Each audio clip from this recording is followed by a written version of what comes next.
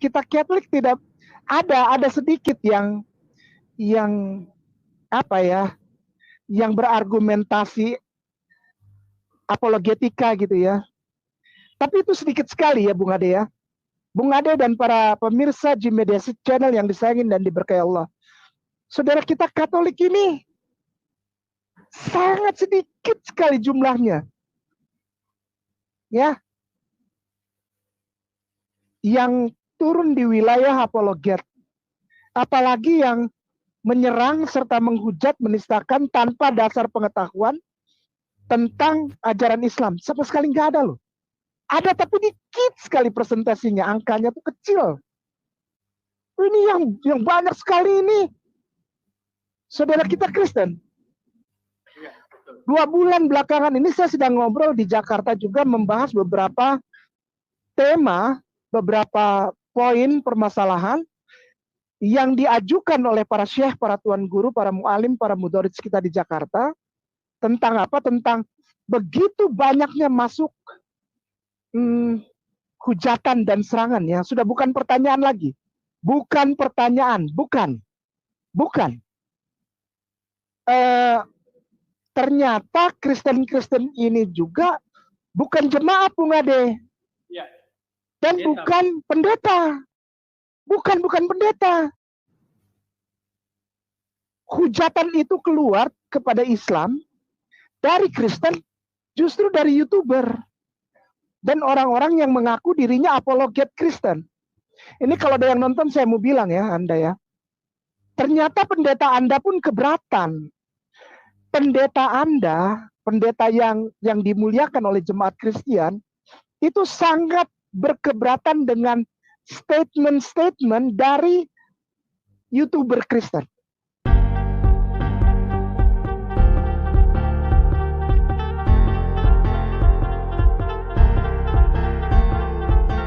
Salam saudaraku, saya Pendeta Ruben Adi Abraham. Beberapa hari yang lalu ada beberapa konten YouTube yang dibuat untuk mengkoreksi, bahkan ada yang dibuat untuk menyerang saya, yang dianggap menyamakan semua apologet Kristen sebagai preman rohani. Dan komen dari para netizen itu banyak yang kasar, memaki-maki dan sebagainya. Melihat itu saya sebetulnya tertawa sekaligus prihatin dan sedih. Karena banyak orang berkomentar tentang cuplikan khotbah yang dilepas dari konteksnya. Saya jelaskan. 2 Oktober 2022 yang lalu saya berkhotbah di jemaat lokal di Bandung dengan durasi 46 menit. Saudara bisa lihat di YouTube resmi dari gereja kami, GBI Battle. Judul khotbahnya adalah Kuasa Injil Kristus. Saya menyampaikan 3 poin. Yang pertama, Injil menyelamatkan orang percaya. Yang kedua, Injil menyatakan kebenaran Allah. Ketiga, Injil memimpin hidup dalam iman. Nah, di poin kedua, yaitu menit ke-31 dan selanjutnya dari khotbah itu, saya menyebutkan bahwa dalam penginjilan kita harus menyatakan kebenaran dengan menjawab kesalahpahaman. Lalu saya memberikan contoh tuduhan yang seringkali diberikan kepada orang-orang Kristen dari pihak luar. Misalnya Allah orang Kristen itu 3 katanya. Ini berkaitan dengan Tritunggal. Atau Allah beranak, mana bisa. Saya menyanggah hal itu. Itu tidak benar. Nah, jadi ketika saya menjelaskan apa yang dimaksudkan misalnya dengan istilah Allah beranak, saya sedang berapologetika. Selanjutnya dalam khotbah yang sama saya menyampaikan ada 3 tujuan apologetika. Yang pertama, memaparkan dasar rasional bagi iman Kristen, membuktikan bahwa apa yang dikatakan Alkitab itu benar. Yang kedua, membela, menjawab sanggahan orang yang tidak percaya terhadap iman Kristen. Yang ketiga, menyingkapkan kesalahan pemikiran atau pemahaman orang yang tidak percaya terhadap kekristenan. Jadi saya mendorong orang Kristen mendalami firman agar bisa memberi pertanggungan jawab imannya dengan benar. Dengan kata lain, jadilah Anda apologet yang baik. Jadi saya tidak menentang apologetika. Malah saya menganjurkan Anda orang-orang Kristen belajar Alkitab, jadilah apologet. Jadi asumsi saya itu menentang apologet yang membela kebenaran firman adalah tuduhan yang ngawur sama sekali. Saudara lihat ya video yang saya khotbahkan 2 Oktober itu. Silakan lihat. Dalam melakukan pemberitaan Injil, kabar baik, seringkali kita harus menyatakan kebenaran dengan menjawab kesalahpahaman dari orang-orang yang bertanya kepada kita. Kadang-kadang ada orang bilang, Allah, orang Kristen itu 3 ya, Bapa, Anak, Roh Kudus. Mereka tidak paham bahwa kita percaya Allah yang esa, tapi memiliki 3 pribadi yang berbeda. Allah itu kok beranak ya? Siapa bidannya? Istilah anak Allah bukan istilah biologis. Ya, kalau kita bilang anak tangga bukan berarti tangga beranak. Anak kunci bukan berarti kunci beranak. Saudara-saudara, jadi kita perlu memberikan penjelasan supaya kesalahpahaman itu dipahami. Ini adalah istilah. Nah, kita tentu harus memberi pertanggungjawaban iman dengan benar. Ini berkaitan dengan apologetika. Orang Kristen harus bertanggung jawab dengan imannya. Kalau ditanya, aduh saya mah nggak tahu ya, saya mau bukan pendeta, udahlah saya mah ikut aja. Nggak boleh. Karena kita semua harus mempertanggungjawabkan iman kita. Apologetika bertujuan pertama memaparkan dasar rasional bagi iman Kristen. Membuktikan bahwa apa yang dikatakan Alkitab itu benar. Ini memang masalah iman, tetapi kita juga bisa memberikan alasan-alasan yang logis masuk akal sehingga orang akhirnya bisa menerima secara rasional bahwa apa yang dinyatakan dalam Alkitab itu benar. Kedua, kita juga harus membela, menjawab sanggahan orang yang tidak percaya terhadap iman Kristen. Kalau orang bilang gini, oh enggak, bukan begitu. Kristen ajarannya seperti ini. Kita membela. Ketiga, kita juga menyingkapkan kesalahan pemikiran atau menyingkapkan kesalahan pemahaman orang yang tidak percaya terhadap kekristenan. Betapa mulia panggilan ini. Dan tujuannya bukan untuk membuat orang lain menjadi malu, marah, kalah berargumentasi. Bukan pula untuk menunjukkan kepandaian dan kefasihan lidah kita. Tapi membagikan kasih Kristus agar orang berjumpa Kristus sang kebenaran itu. Ini harus nampak dalam karakter lembut, hormat, dan saleh. Karena kita membaca 4 Injil, Matius, Markus, Lukas, Yohanes. Tapi orang membaca Injil kelima, yaitu hidup kita. Saya merasa salah satu hambatan utama pemberitaan Injil adalah cara penginjilan yang tidak sejuk, tidak kontekstual, dan tidak menjawab kebutuhan. 1 Petrus 3 ayat 15 berkata demikian. Mari baca bersama 2-3. Tetapi kuduskanlah Kristus di dalam hatimu sebagai Tuhan, dan sedialah pada segala waktu untuk memberi pertanggungan jawab kepada tiap-tiap orang yang meminta pertanggungan jawab dari kamu tentang pengharapan yang ada padamu. Tetapi haruslah dengan lemah lembut dan hormat, dan dengan hati nurani yang murni, supaya mereka yang memfitnah kamu karena hidupmu yang saleh dalam Kristus menjadi malu karena fitnahan mereka itu.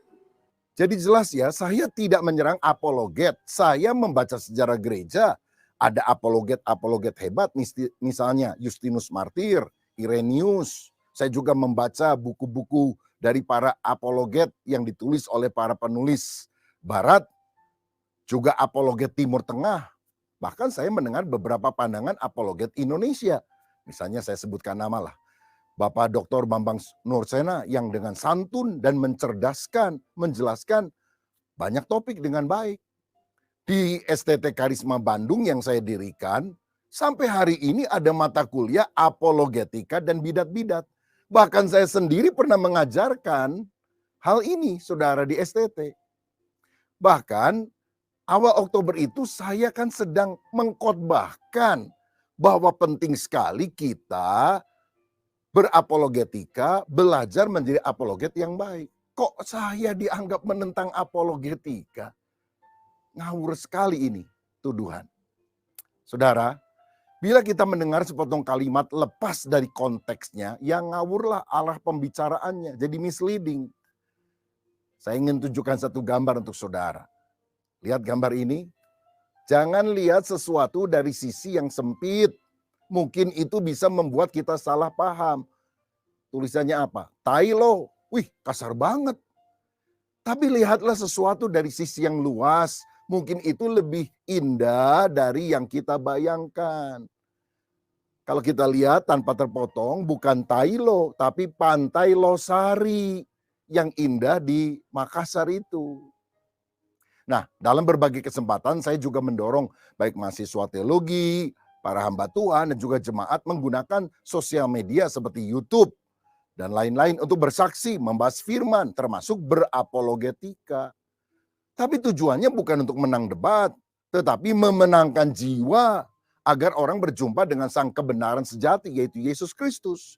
Jadi apologetika itu bukan soal debat-mendebat. Bagi saya apologetika tidak bisa dilepaskan dari tujuan pekabaran Injil.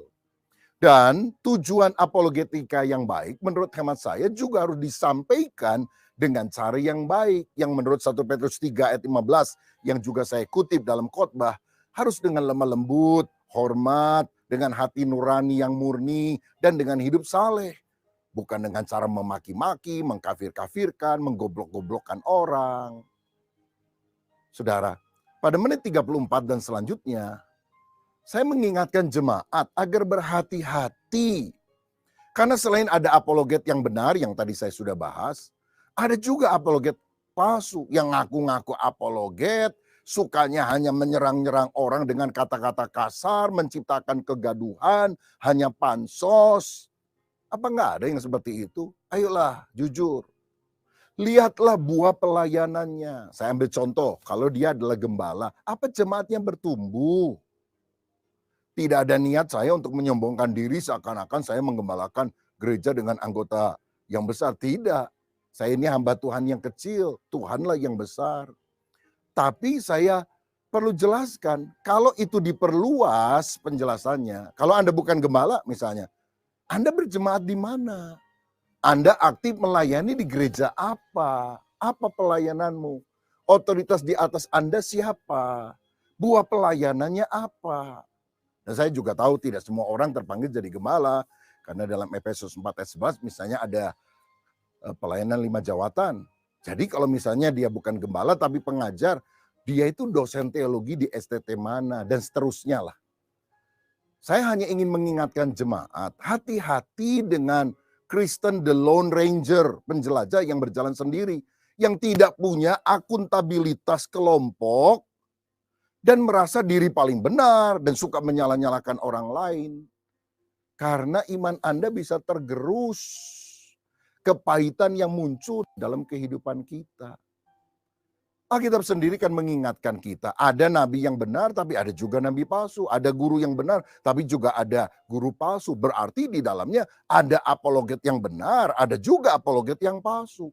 Saya tidak sedang menyerang seseorang. Saya memberi peringatan secara umum. Kenapa ada orang-orang seperti kebakaran jenggot? Saya tidak memaksudkan Anda minta maaf. Kebanyakan saya juga belum mengenal Anda, belum pernah dengar bahasannya. Mohon maaf kalau misalnya merasa saya menyinggung. Karena saya tidak sedang menyerang apologet. Saya menghargai, saya salut, saya mendorong bahkan. Lebih banyak muncul apologet-apologet Kristen yang baik. Tapi saya sedang mengecam apologet gadungan. Mungkin saudara bilang, tapi pendeta yang nggak benar juga ada. Memang saudara. Selain ada nabi palsu, guru palsu, apologet palsu, ada pendeta yang benar. Tapi pendeta yang palsu juga saya rasa ada. Matius 7 ayat 21 misalnya. Kan Alkitab sudah mengingatkan kita, bukan setiap orang yang berseru kepada Tuhan, kepada dia, Tuhan, Tuhan, akan masuk ke dalam kerajaan sorga. Pada hari terakhir banyak orang akan berseru, Tuhan, Tuhan, bukankah kami bernubuat demi namamu, mengusir setan demi namamu, mengadakan mujizat demi namamu. Mungkin ini tugasnya pendeta dan penginjil kali ya. Tapi Tuhan kan berterus terang, aku tidak pernah mengenal kamu, enyahlah daripadaku, kamu sekalian pembuat kejahatan. Jadi pasti ada juga pendeta penginjil yang palsu. Siapa mereka? Konteks Matius 7 itu ayat sebelumnya. Jangan lepaskan dari konteksnya. Ayat 15. Waspadalah terhadap nabi palsu yang datang kepadamu dengan menyamar seperti domba, tetapi sesungguhnya mereka adalah serigala yang buas. Jadi Yesus menggunakan kata yang keras. Serigala yang buas. Dia juga pernah gunakan teguran dengan kalimat yang keras, ular beludak. Nah, saya menyebutnya apologet gadungan itu preman rohani. Saya tidak bermaksud untuk menyerang apologet sejati. Saya sedang berada di pihak apologet sejati yang mempertahankan kebenaran. Nah, bagaimana cara kita membedakan yang asli dan palsu? Ayat 16, ayat berikutnya. Dari buahnya lah kamu akan mengenal mereka. Itulah yang saya sebut sebagai lihat track record-nya. Lihat buah pelayanannya. Apakah ada buah roh kasih, sukacita, damai sejahtera, kesabaran, kemurahan, kebaikan, kesetiaan, kelemah lembutan, penguasaan diri. Coba kita lihat video yang kemudian jadi viral itu. Orang yang mengaku diri apologet, menggunakan ayat-ayat Alkitab untuk menyerang hamba Tuhan ini, menyerang hamba Tuhan ini, menyalahkan, dan sebagainya. Dan saya mau bilang, saudara, orang yang kita nggak pernah kenal, yang bukan siapa-siapa, yang nggak ada track record, prestasi pelayanannya apa sih? Jemaatnya berapa sih? Buah kehidupannya apa sih? Supaya dia mau pansos gitu ya, pancat sosial, maka dia akan nyerang hamba Tuhan yang dikenal. Sebab kalau yang nyerang hamba Tuhan yang nggak dikenal, orang pikir ngapain saya nonton hal ini. Jadi yang dia sikat itu hamba Tuhan yang terkenal. Jadi seringkali di YouTube itu malah terjadi perbantahan. Mereka bilang apologet. Menurut saya bukan, preman rohani, saudara. Karena Alkitab jelas bilang, harus dengan lemah lembut dan hormat, dengan hati nurani murni. Tuhan memanggil kita bukan untuk menang debat, tapi untuk memenangkan jiwa. Menang debat bisa, tapi jiwa tidak akan tertarik dengan kata-kata kita yang kasar, yang menjatuhkan, mempermalukan. Tuhan memakai kita, yang telah membenarkan kita, menjadi orang-orang yang juga membawa berita yang benar kepada dunia ini. Nah, saudara, jadi saya tidak menyamakan semua apologet sebagai preman rohani. Tapi waspada terhadap apologet gadungan yang saya sebut dengan istilah preman rohani. Jangan tersinggung kalau saudara apologet sejati, karena saya tidak memaksudkan Anda. Nah, di video yang sama saya bicara tentang hambatan penginjilan, cara penginjilan yang tidak sejuk. Lalu saya mengutip 1 Petrus 3 ayat 15 bahwa kita harus mempertanggungjawabkan iman, memenangkan jiwa, memberitakan kabar baik, tapi sekali lagi dengan cara lemah lembut, hormat, dengan hati nurani murni dan hidup saleh. Kan ini konteksnya pemberitaan Injil, itulah judul khotbah saya, supaya ini menjadi jelas. Satu hal yang saya perlu tambahkan, seringkali ketika membahas pendeta aliran Pentakosta dan karismatik, muncul asumsi bahkan tuduhan bahwa para pendeta itu mengambil semua persepuluhan, merampok, memperkaya diri dan sebagainya. Saya ambil contoh ya, di gereja yang saya gembalakan, semua persembahan, persepuluhan, persembahan pembangunan, diakoni atau apapun semuanya, semua masuk ke kas gereja, dikelola oleh tim keuangan, para bendahara, pembukuan, auditor, dan sebagainya. Pendeta dan para full timer gereja itu mendapat bagian atau honor bulanan yang diatur dengan baik. Gak makan semua uang perpuluhan, saudara. Bahkan di sinode kami, kita telah mendapatkan ISO untuk tata kelola yang baik di bidang kesekretariatan maupun keuangan di dalamnya, yang diperiksa oleh eksternal auditor, sehingga kita punya akuntabilitas dalam lembaga di mana kita bernaung. Kita juga orang yang takut akan Tuhan, saudara. Bahkan